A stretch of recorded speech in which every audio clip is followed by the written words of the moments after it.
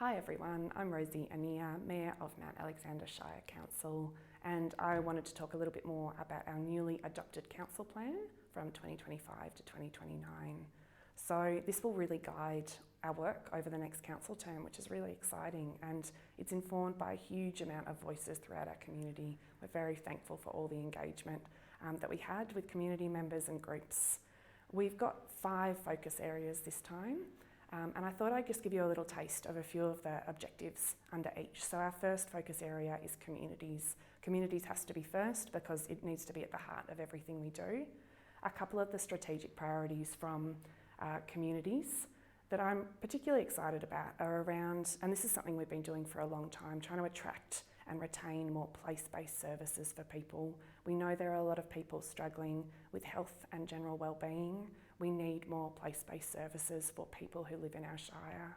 We're also hoping to work with communities to develop community plans, so working with very small communities sometimes to make their plans come to fruition and to help them develop these plans in a way that we can support their delivery. I think that's really exciting too. We're also going to continue to work to embed diverse voices into all council decisions and planning and plans. And we know that we have such a range of people living in our shire and everyone has something to offer. So we're really keen to keep hearing from more and more different people. Our second focus area is natural environments. We live on beautiful Jarrah country. It is particularly nice this time of year. A couple of the strategic priorities that we heard very clearly from people were around the need for a shire-wide biodiversity strategy. So we're committing to developing that, which is very exciting. We're also going to do more supported management of waterways and really working on protecting environment through water-sensitive urban design. We'll also continue to work with traditional owners and members of the First Nations community and Jarrah to embed that real lens of country, of care for country that they have in the work that we are able to do. Our third area is infrastructure. So obviously council has a lot of infrastructure, and what we really heard very clearly from people that there's a need for more active transport options. People want to be able to safely walk and cycle throughout the shire.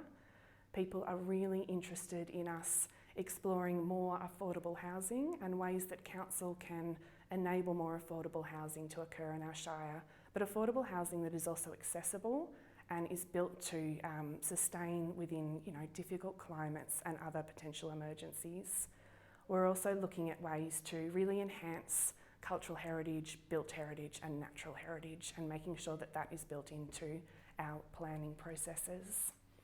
Our fourth focus area is wellbeing economies, and this is really around, off the back of our wellbeing economy strategy, and things that we're going to be working on here are strengthening the regional visitor economy, so making sure, particularly if the World Heritage Bid comes to fruition, we know that we will have more visitors coming to our shire, so how can we really make that work for everyone?